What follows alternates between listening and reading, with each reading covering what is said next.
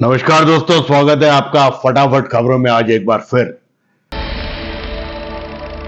सबसे पहले पाकिस्तान प्रेमियों के लिए एक बहुत शानदार, बहुत अच्छी खबर है।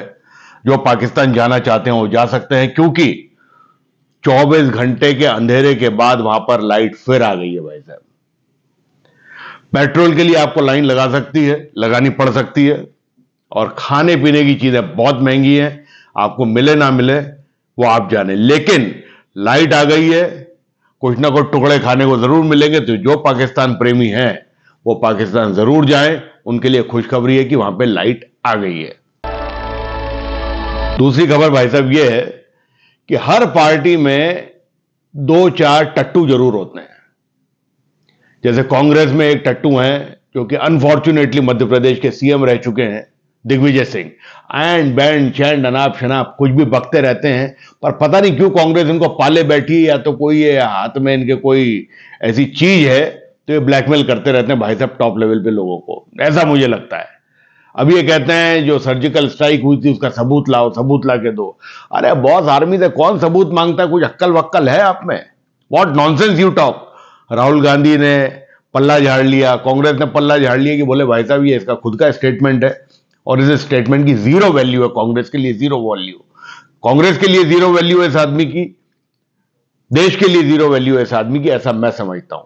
उस दिन जयराम रमेश मीटिंग में मीडिया को चाहिए मसाला, जब ये भारत जोड़ो यात्रा चल रही थी, दिग्विजय सिंह से फिर कुछ पूछा कि फिर इनको कोई बाइट देगा बढ़िया मसालेदार, तो जयराम रमेश ने बीच में कहा कि भाई बड्डे को चुप करो, मैं बोलता हूं। और कोई बोल के उन्होंने कहा कि भैया हमारा कोई लेना देना नहीं है, चुप कर दिया इस आदमी को। दूसरी पार्टियां, बीजेपी के पास भी ऐसे 2-4 टट्टू हैं जो बस एंड बैंड झंड अनाप शनाप, मोदी जी कहते हैं कि हम समझाते हैं, ये लोग समझते नहीं है। तो ऐसे बावले या तो ये पार्टियां खुद पाल के रखती हैं, क्योंकि मुझे ऐसा लगता है इनका यह सोचना बदनामी में भी नाम है? नाम तो होगा, कंट्रोवर्सी क्रिएट होगी, ठीक है। जैसे पठान, फिल्म पठान, बहुत अलग अलग चीज आपको बता रहा हूं, बॉयकॉट बॉयकॉट बॉयकॉट। साला आज तक इतनी हाउसफुल एडवांस बुकिंग नहीं हुई, उस फिल्म को इतना हिट कर दिया कि वो एडवांस बुकिंग हो गई, तो बदनामी करके भी उसका नाम हो गया। क्या मिला बॉयकॉटियों को? फेल। मैं तो कहता हूं I am against any kind of boycott boss. Sensor board क्या झक मार रहा है? उनको फिल्म समझ में नहीं आती कि बाद में कट करता है फिल्म बनने के बाद। प्रसून जोशी जैसा विद्वान आदमी है, ऐसा लोग कहते हैं, मतलब मुझे भी लगता होगा भाई, तभी वहां पर है। ऐसे ऐसे लोग वहां पर बैठे हुए हैं, लेकिन फिर भी बॉयकॉट होता है, थिएटर टूटते हैं, गरीबों की साला रोटी छिनती है इन चीजों से। इनको अक्ल नहीं है, समझ में नहीं आती देश में लोगों को। बॉयकॉटियों को क्या है, चाय पकौड़ी मिली, दह तोड़ने चले गए, थिएटर तोड़ रहे हैं। अरे आपको पता है कि एक फिल्म जब बनती है मेरे भाई, कितने लोगों की रोजी रोटी चलती है उससे पूरे हिंदुस्तान में? क्या बहुत रईस देश है क्या हिंदुस्तान? है जो आप ये बॉयकॉट करते हो, थिएटर तोड़ते हो, फिल्म नहीं चलेगी। मैं कोई शाहरुख खान का बहुत बड़ा फैन नहीं हूं, मुझे नहीं पता लास्ट टाइम मैंने कब फिल्म देखी होगी, ओके। लेकिन ये जो बॉयकॉट, कभी किताबों का बॉयकॉट, कभी किसी और चीज का बॉयकॉट, कभी फिल्मों का बॉयकॉट, मतलब बॉयकॉट बॉयकॉट, व्हाट नॉनसेंस। अरे कानून अपना काम करेगा ना, कानून को ऐसा कड़क बनाओ कि लोगों को डर लगे। लेकिन फ्री एक्सप्रेशन के नाम पे हम कुछ भी बोल सकते हैं, कुछ भी कर सकते हैं। फिर बड़े बड़े नेता, टट्टू टाइप के बड़े बड़े रईस लोग, वो लोगों को खिला पिला के वो बॉयकॉट करवाना शुरू कर देते हैं अपने फायदे के लिए। मिलता कुछ नहीं है किसी को, गरीब की रोटी छिनती है, गरीब की नौकरी जाती है। तो भाई साहब, कानून सशक्त करो। जो भी ऑर्गेनाइजेशन है जो कि इन सबको हेड करती है, या जो भी प्रक्रिया है, उसको स्ट्रांग करिए। ये बॉयकॉट बॉयकॉट से कुछ होने वाला नहीं है। इससे क्वेश्चन मार्क उठता है सरकार की वर्किंग पे, कानून की वर्किंग पे, और जो हमारे एडमिनिस्ट्रेटिव ऑफिसर्स हैं, जो सिस्टम है, उस पे। काय को कोई कानून अपने हाथ में लेगा बॉस? वाई? एनीवे, हो सकता है आप लोगों को अक्ल आए। भाई साहब, अमेरिका का तो आपको मालूम ही है ना क्या हाल है, सारी दुनिया पे डिबेट करने का है। फिर मास शूटिंग हो गई, 7 बेगुनाहों की जान चली गई। मतलब इतना अनाप शनाप सिस्टम है ना, कोई कानून नहीं है, लेकिन दुनिया को ये देश भाषण देता है। भाई साहब, बंदूकें ओपन कर रखी हैं। कल फिर 7 बेकसूरों की जान चली गई, और लास्ट ईयर अब तक 25 लोग शूट आउट में मरे थे अब तक, मतलब कल बल तक या आज तक। और इस साल ऑलरेडी 37 लोग मर चुके हैं। 37 लोगों की शूटिंग हो चुकी है, कई स्कूलों में, कई सड़कों पे, कई मॉलों में। तो ये अमेरिका है। अमेरिका प्रेमी जान ले, समझ ले, क्योंकि मैं कोई बहुत बड़ा फैन यूएसए का, अमेरिका का नहीं हूं। अब तो जो बिडेन जो वहां के प्रेसिडेंट हैं, उन्होंने भी कहा है कि भाई असॉल्ट राइफल्स, असॉल्ट जो हथियार होते हैं, इनको बैन किया जाए। एनीवे, कब करेंगे, क्या करेंगे, बेगुनाहों की जान जाने से कब रुकेगी अमेरिका में।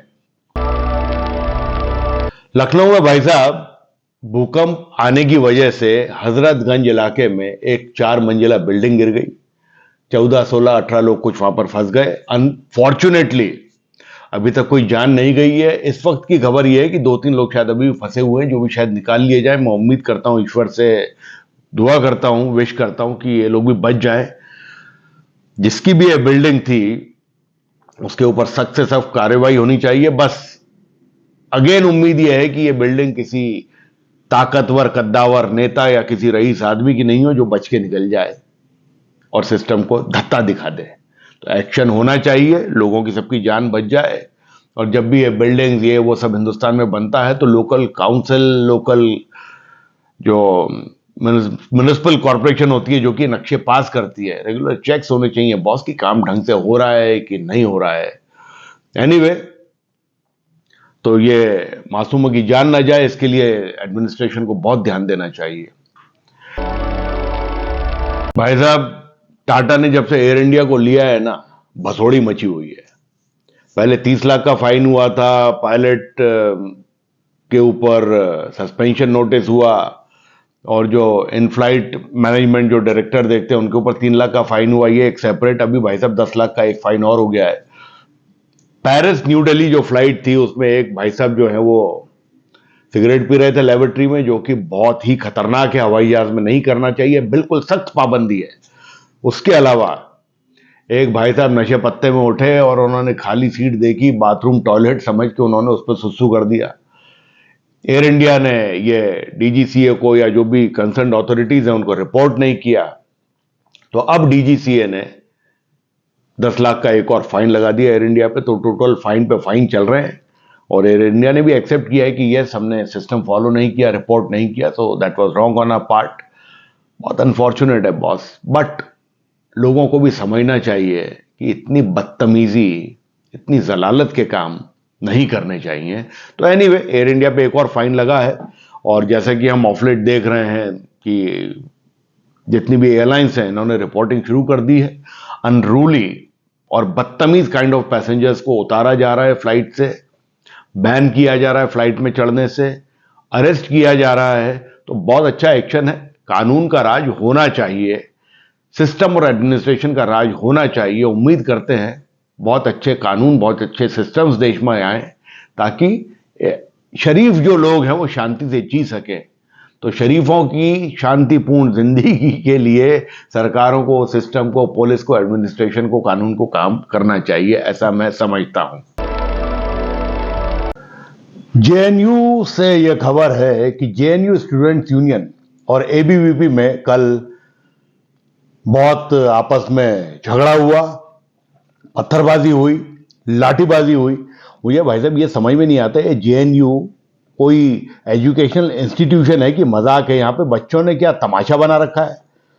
जेएनयू स्टूडेंट्स यूनियन से संबंधित जो बच्चे हैं, जो स्टूडेंट्स हैं, वो बीबीसी जो कि एंटी इंडिया प्रोपेगेंडा फैलाता रहता है, आग लगाता रहता है हमारे हिंदुस्तान में, तो उसने एक डॉक्यूमेंट्री बनाई प्रधानमंत्री मोदी जी के लिए, जो कि गुजरात दंगों से संबंधित थी।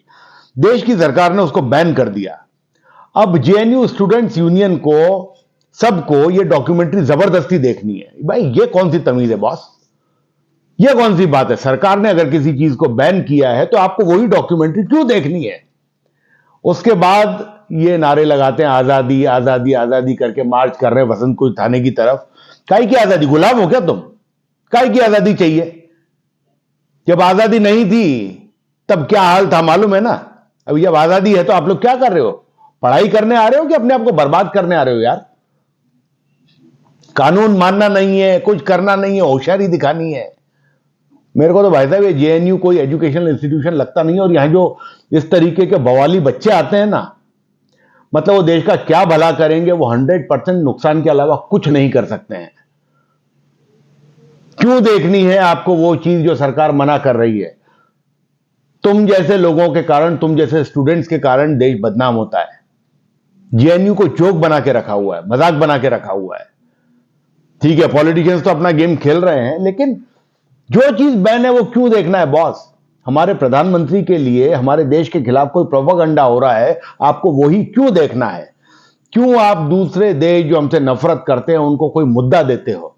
तुमको शर्म आनी चाहिए। तुम्हारे मां बाप तुमको क्यों नहीं समझाते, मुझे आज तक समझ में नहीं आता है boss.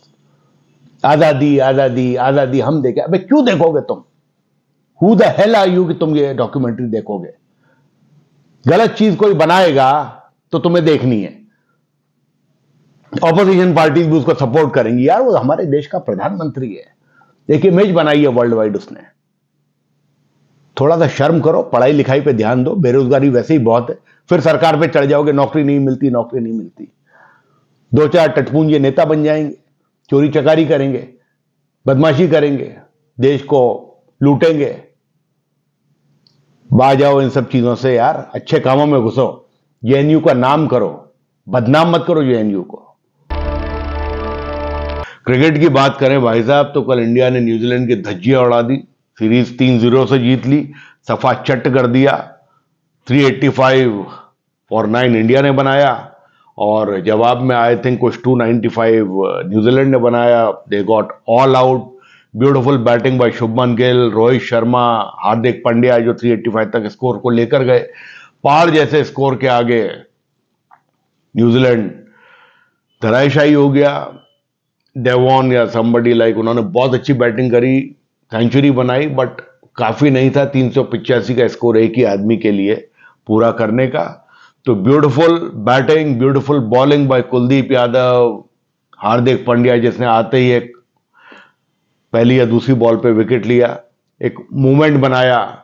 Chahal was amazing, Umran will learn with time. तो anyway, great performance, keep it up. और वर्ल्ड कप में कुछ दो बॉस हमको, कप चाहिए, कप मांगता है हमको। T20 विमेंस ट्राई सीरीज के लिहाज से यह खबर है कि जहां पे इंडिया ने 167 फॉर 2 बनाया, जहां पे हरमनप्रीत और स्मृति मंदाना ने शानदार बैटिंग करके 50-50 बनाए, और न्यूजीलैंड जवाब में 111, 4 विकेट के नुकसान पे 20 ओवर्स। तो 56 रन से हिंदुस्तान ने यह मैच जीता, और ट्राई सीरीज के इस मैच में, ट्राई सीरीज में आगे बढ़ी है अभी। इसके अलावा कोरिया, साउथ कोरिया ने वर्ल्ड कप हॉकी जिसमें इंडिया ऑलरेडी बाहर हो चुका है, एशिया का झंडा बुलंद कर रखा है। हिंदुस्तान का तो अनफॉर्चुनेटली अब बुलंद नहीं है, क्योंकि इंडिया की टीम बाहर हो गई है। और साउथ कोरिया एकमात्र टीम है जो कि क्वार्टर फाइनल में पहुंची, और वो हॉकी के पावर हाउस नीदरलैंड से भिड़ेगा आगे। तो विश देम लक कि एशिया की कोई ना कोई टीम आगे बढ़े और कोई ना कोई मेडल जरूर ले। रेसलिंग फेडरेशन और पहलवानों का जो पंगा है, जो दंगा है, वो अभी भी जारी है। कई चीजों से अभी भी पहलवान खुश नहीं है। मैरी कॉम अभी जो कमेटी बनी है उसकी अध्यक्ष हैं। देखते हैं भाई साहब ऊंट किस तरफ करवट लेता है और कैसे आगे की कार्यवाही रेसलिंग फेडरेशन करता है। फिल्मों के लिहाज से भाई साहब एक खुशखबरी है हिंदुस्तान के लिए। 3 different films 95th academy awards में, ऑस्कर्स में नॉमिनेट हुई हैं। एक तो RRR फिल्म का नाटू नाटू अमेजिंग डांस जो है, उसको बेस्ट ओरिजिनल सॉन्ग कैटेगरी में नॉमिनेट किया गया है। तो कॉन्ग्रेचुलेशंस टीम RRR। उसके अलावा all that breathes and the elephant whisperers नाम की दो डॉक्यूमेंट्री फिल्म्स डॉक्यूमेंट्री सेक्शन में नॉमिनेट हुई हैं। तो वी विश देम लक कि इंडिया के लिए, हिंदुस्तान के लिए ये कोई ना कोई अवार्ड जीत कर आए, क्योंकि नॉमिनेट तो हो गए। Nomination itself is an achievement.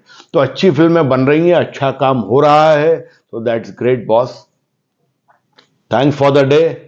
खुश रहें, मस्त रहें, कल फिर मिलेंगे। Thank you very much.